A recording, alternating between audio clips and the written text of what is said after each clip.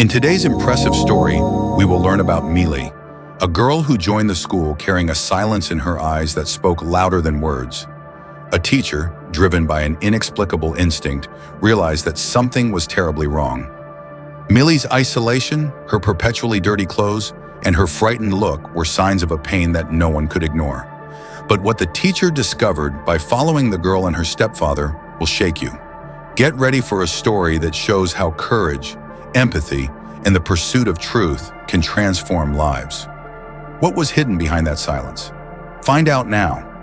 And before diving into this story that will impress you, subscribe to the channel and turn on notifications so you can access real stories that will make you laugh, cry, and reflect.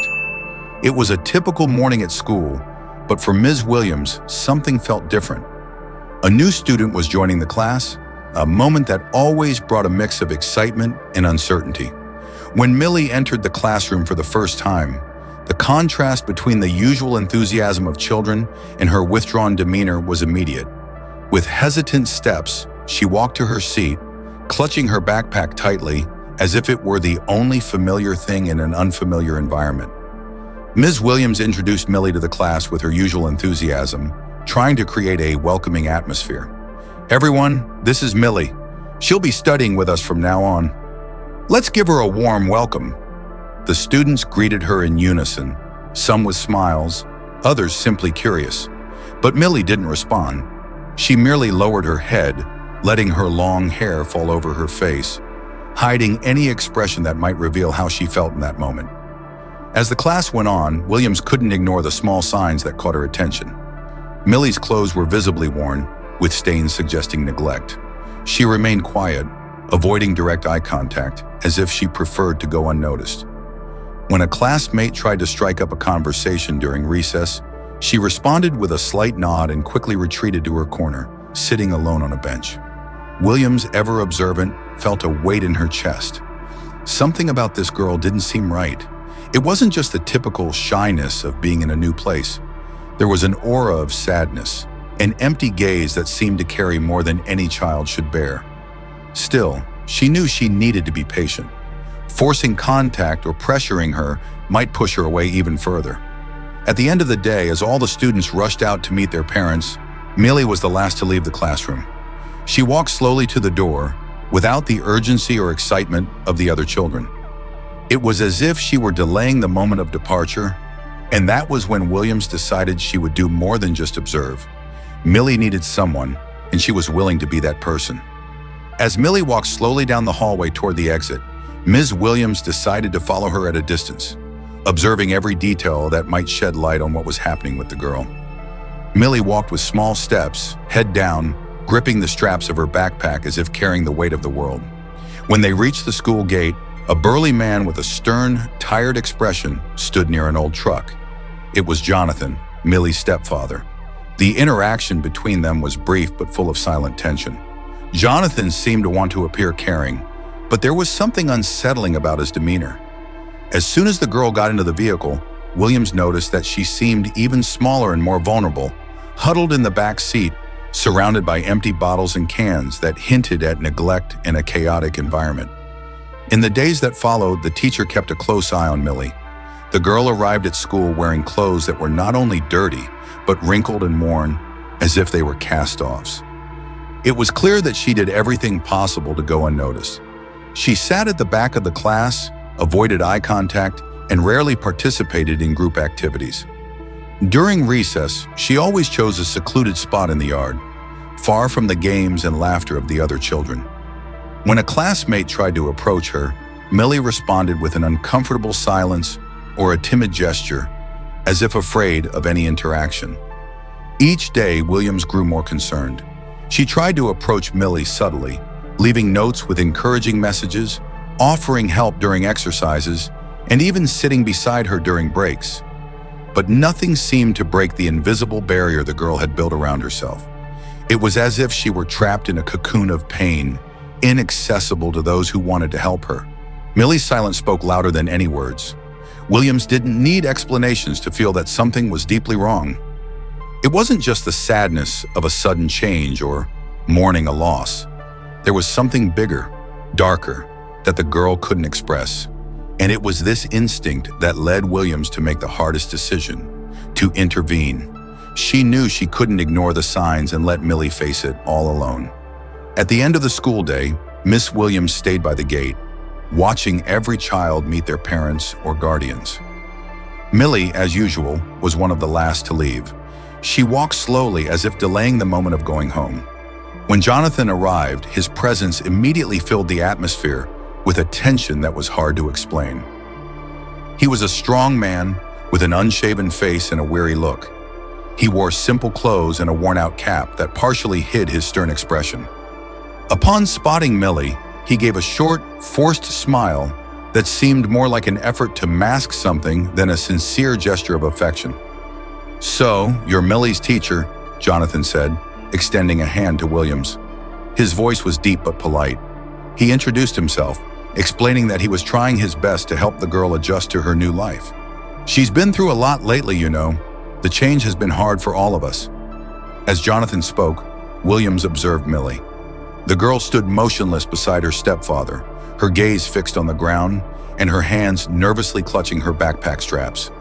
When he suggested she head to the truck while he talked to the teacher, Millie hesitated.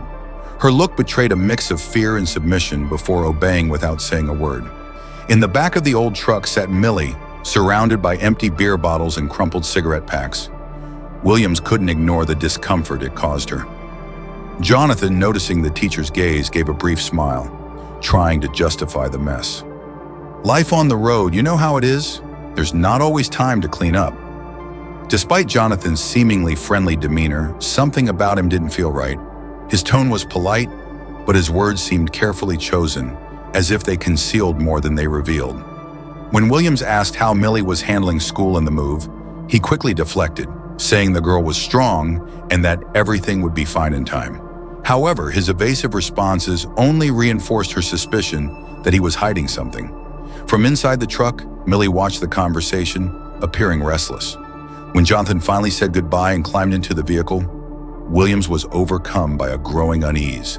Something about that dynamic was deeply troubling, and she knew she needed to stay more vigilant than ever.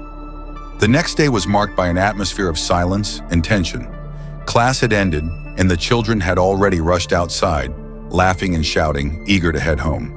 But Millie, as usual, remained in her seat, motionless, her head down and arms crossed on the desk, as if trying to delay the inevitable. Noticing her hesitation, Mrs. Williams approached her calmly. "Millie, is everything okay? Why aren't you heading to the gate to meet your father?" The girl hesitated for a moment, then suddenly raised her head. Her eyes were filled with tears and her expression was one of sheer despair. "He's not my father," Millie said, her voice a mix of anger and fear. Her words burst out as though they had been bottled up for weeks, weighing heavily on her heart. "I don't want to go home. Please, teacher, don't make me go with him." Her voice trembled and tears began to roll down her cheeks. Williams knelt beside her, placing a gentle hand on her shoulder. "Millie, sweetheart, why don't you want to go? Is there something you want to tell me?" The girl stared at the floor, struggling to find the words. After a few seconds of silence, she whispered almost inaudibly, "I'm afraid of him." Williams' heart tightened. Every word from Millie carried enormous weight. It wasn't just the pain of losing her real father. There was something deeper, something darker in her confession. The teacher tried to comfort her, assuring her that she was safe there and that she could trust her. "You can tell me anything, Millie. I'm here to help you." The girl simply shook her head, still reluctant to reveal more. But her desperate plea not to go home was enough to set off all the alarms in Williams' mind. She knew she needed to act, but also knew she had to be cautious. Any misstep could cause Millie to retreat further. When Jonathan appeared at the classroom door, his imposing presence filling the space, Millie immediately stepped back, positioning herself behind her teacher as though she were her shield. "There you are, Millie. Come on. We don't have time for this," he said, his tone attempting patience but carrying an intimidating authority. Williams remained calm, though her distrust was palpable. She decided to accompany the two to the gate, observing every detail of their interaction.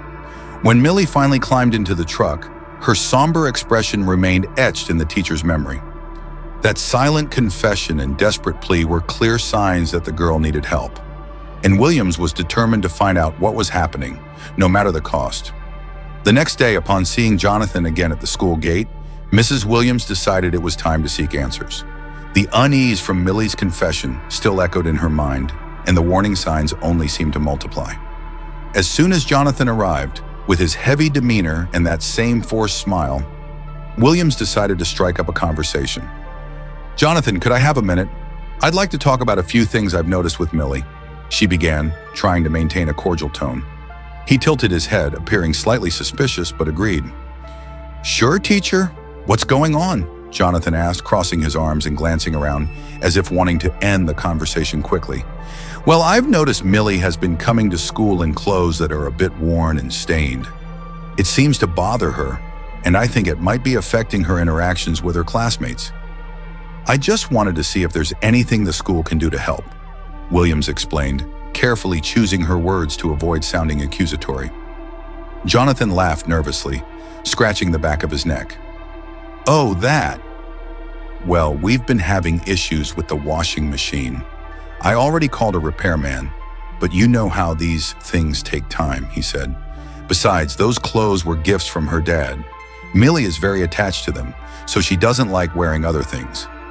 The excuse seemed rehearsed, and while it might make some sense, Williams's instincts told her otherwise. "I see," she replied, not wanting to confront him directly. "But is there something we can do to make her feel more comfortable? Maybe donate some new clothes or something like that?" Jonathan gave a tense smile. "I appreciate the concern, but Millie is fine. It's just a phase. She just needs time to adjust to the new school and the new town. Everything will be fine, teacher. Trust me."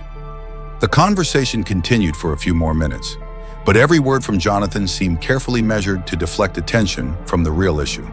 He maintained a friendly demeanor, but there was something in his gaze that unsettled Williams.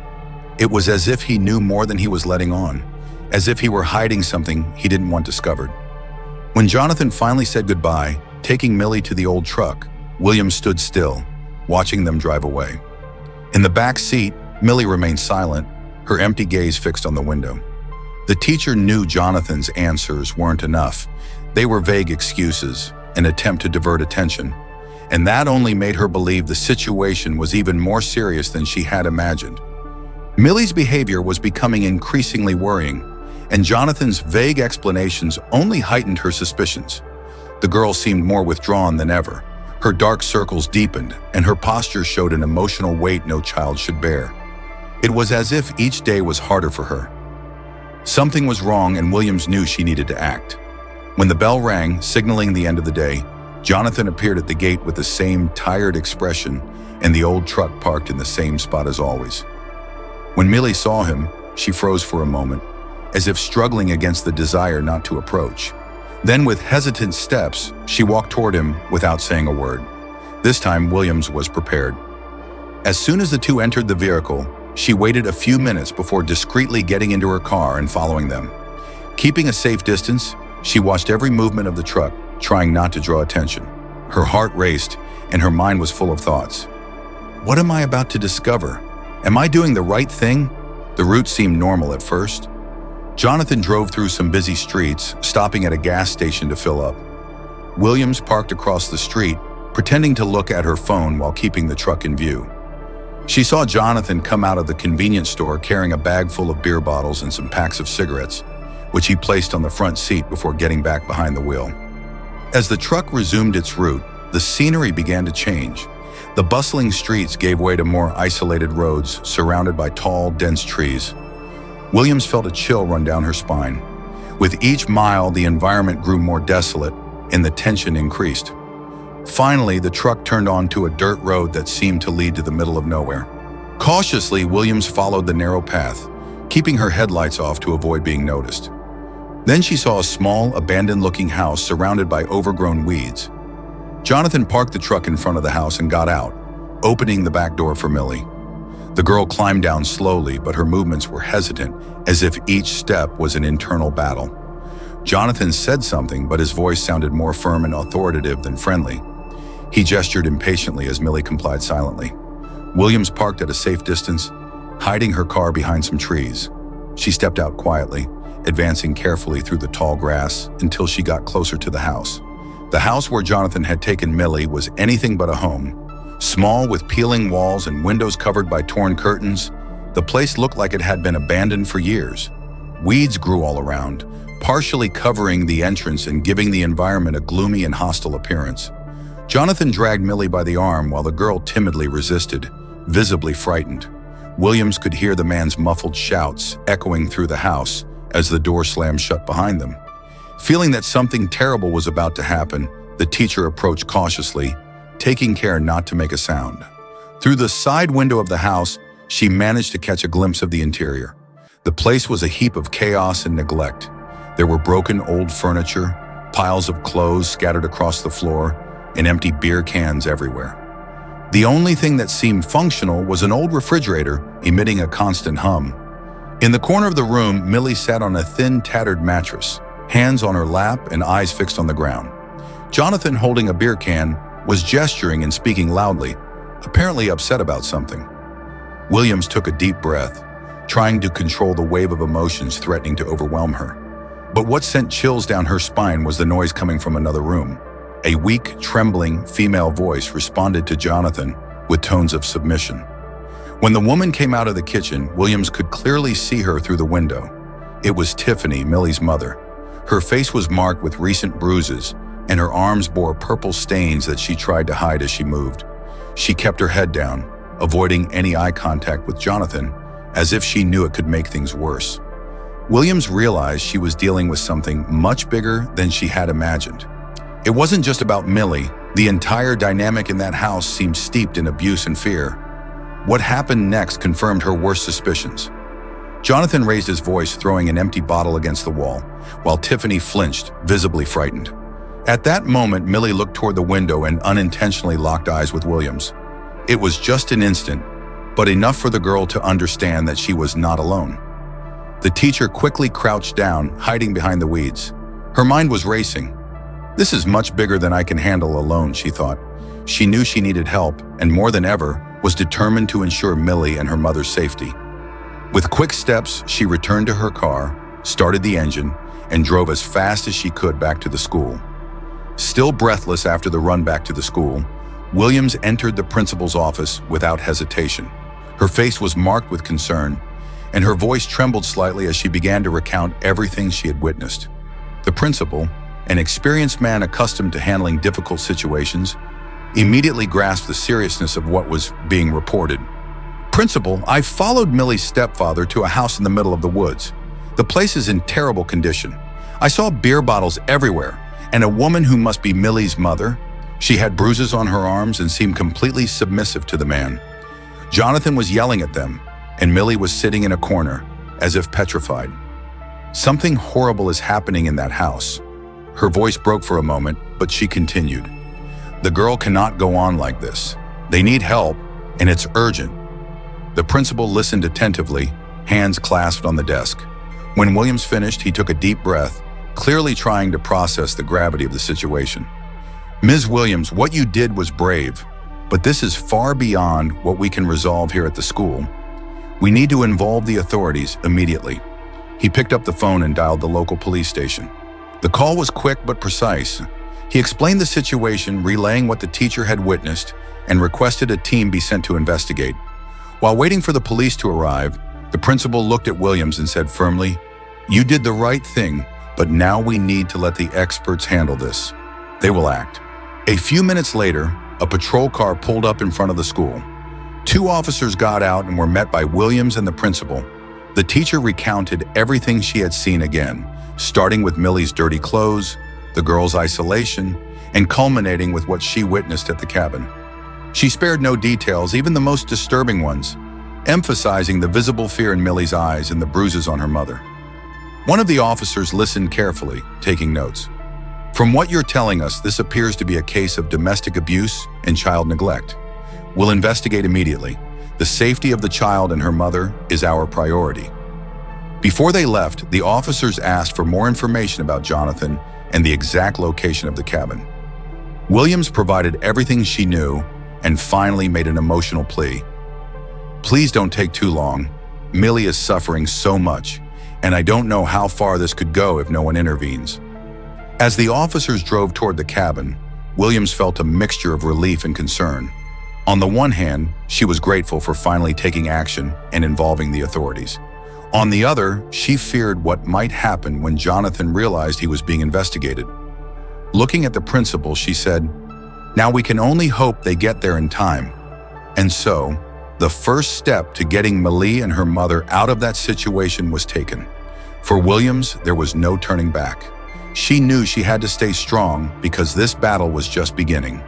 When the police arrived at the isolated cabin, the scene they encountered was even more desolate than they had imagined. The late afternoon light illuminated the house's facade, highlighting its decay. They knocked firmly on the door, announcing their presence.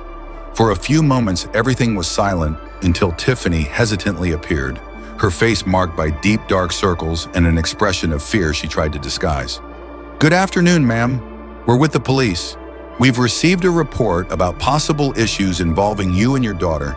We'd like to talk and understand what's happening," one of the officers said, maintaining a firm but calm tone. Tiffany clung to the door as if it were her last line of defense. Her voice was low and nervous. "I don't know what you're talking about. We're fine here. It's just me and my daughter living in this house," she replied, avoiding eye contact. As she spoke, Millie appeared behind her, wide-eyed and hunched over. Upon seeing the officers, she ran to hug her mother, clinging tightly as if seeking protection and courage at the same time. The scene was enough for the officers to insist further. "Ma'am, we're here to help. We know Mr. Jonathan lives here with you. We need to understand the situation. You can trust us," the second officer said. Tiffany's resistance began to crumble. Millie's embrace and the encouraging words seemed to open a crack in her emotional fortress. Her eyes filled with tears and her hands began to tremble. After a few seconds of silence, she finally gave in, opening the door completely. I don't know where to start," she said as tears ran down her face. She sat on an old chair and began to speak, her voice breaking with emotion. "Jonathan isn't Millie's father. He was a friend of my husband's. When my husband died 8 months ago, I was devastated. I didn't know how to take care of everything on my own, and Jonathan showed up. He was kind at first, said he wanted to help. I believed him." Tiffany took a deep breath, trying to organize her thoughts. "But after we moved here, he completely changed. It started with complaints and criticism. He'd say I was weak, that I didn't know how to raise my daughter. Then came the yelling, the insults, and then the first shoves." She looked at the officers, her eyes filled with pain. "And now he doesn't stop. Anything irritates him. He takes it out on me, and sometimes even on Millie." Millie, still clinging to her mother, began to cry softly. Tiffany, desperate, hugged her tighter as if trying to shield her from all the harm she had just confessed. "He threatened us. He said if I tried to leave, he would come after me and take Millie. I was scared. I didn't know what to do." The officers listened intently, not interrupting. When Tiffany finished, they assured her they were there to protect her and her daughter. "You made the right decision by telling us the truth. Now our priority is to ensure that you and your daughter stay safe," one of the officers said firmly. Meanwhile, Jonathan, who had been out, returned to the house. When he spotted the patrol car parked near the cabin, he immediately realized something was wrong. Outside, Tiffany and Millie were with the officers, and the fear on their faces made it clear that his lies and control had been exposed. Without hesitation, he turned the old truck around, stepping on the accelerator, making the vehicle roar and kick up dust on the dirt road. "He's trying to escape," shouted one of the officers. Immediately, they rushed to the patrol car, activating the emergency lights and radioing for backup. The chase began along the narrow, winding roads surrounding the area. Jonathan, clearly agitated, took dangerous turns, ignoring the risk and driving as if his life depended on it. As the officers tried to close in, Jonathan glanced at the rearview mirror and noticed the patrol car gaining on him. His face twisted with anger and fear, and he pushed the old truck to its limits. The smell of smoke and burnt oil filled the air as he desperately tried to flee. But Jonathan was in no state to make rational decisions. The alcohol he'd consumed earlier dulled his reflexes, and his vision was blurred. On a sharp curve, he lost control. The truck skidded off the road and crashed violently into a tree. The impact was so severe that the vehicle was completely wrecked. The officers immediately stopped their car and ran to the crash site. Jonathan was trapped in the driver's seat, unconscious, with visible injuries. Despite the truck's wrecked condition, he was still breathing. "Call an ambulance!" "He's alive," one of the officers shouted as they worked to carefully pry open the door to free him. Paramedics arrived quickly and managed to stabilize Jonathan before transporting him to the nearest hospital. There, doctors confirmed that he had suffered severe spinal injuries in the crash. When he regained consciousness the next day, he was informed that he had lost the ability to move his legs and would be confined to a wheelchair from that moment forward. However, that wasn't the only news he received. The police stood by his hospital bed, ready to do their duty. "Jonathan, you are under arrest for charges of abuse, child neglect, and domestic violence. We will proceed with the necessary steps for your trial as soon as you are discharged." Jonathan remained silent. His face was a mixture of anger and resignation, but he knew his attempt to control and terrorize Tiffany and Millie had come to an end. Now he would face the consequences of his actions. Meanwhile, Tiffany and Millie, still shaken, were taken to a safe place where they could begin to rebuild their lives. Jonathan's shadow had finally been lifted, and for the first time in weeks, Ms. Williams felt that hope was returning to the mother and daughter. When news of Millie and Tiffany's situation spread them through the school, the response was immediate. Driven by Ms. Williams' determination and empathy for their story, students, parents, and staff united in a collective effort to transform their lives. The idea of a solidarity campaign was born in the principal's office, where, alongside Williams, he began planning every detail to offer the mother and daughter a real chance at a fresh start. The campaign was announced at school meetings and on the institution's social media. "Let's support Millie and her mother Tiffany as they rebuild their lives with dignity. Any contribution is welcome. Clothing, food, furniture, money, or even words of encouragement. Together we can make a difference," the message read. Within days, donations began to pour in. Students held raffles and organized events to raise funds. Parents brought in furniture, appliances, and new clothes. Bags of food were stacked in one of the school's rooms, which quickly became a hub of solidarity. Every item that arrived was a reminder that even in difficult times, people's generosity could shine brightly. When the campaign reached its peak, Tiffany was invited to see the space where everything was being organized. Upon entering and seeing the amount of donations, she couldn't hold back her tears. "I don't know how to thank you," she said, her voice trembling as she held Ms. Williams' hand. "You're giving me something I never thought I'd have again, a second chance." With the funds raised, the school was able to rent a small apartment for Tiffany and Millie. The place was simple but cozy. New furniture filled the space, and the fridge was stocked with fresh food. In Millie's room, a small wardrobe was assembled, full of clean, neatly kept clothes. A new bed with colorful sheets became the refuge she desperately needed. But the transformation didn't stop there. Recognizing Tiffany's need to regain financial stability, the school principal offered her a job as a school inspector. The work was stable and allowed her to care for Millie without excessive worry. "It's a simple but dignified job," the principal said. "We want to give you the chance to rebuild your life safely." Tiffany accepted with gratitude. On her first day of work, she arrived at the school with a timid but genuine smile. Millie, now wearing clean, well-fitting clothes, began to open up more to her classmates. During recess, she no longer stayed alone in the corner of the playground. She laughed, ran, and played as every child should.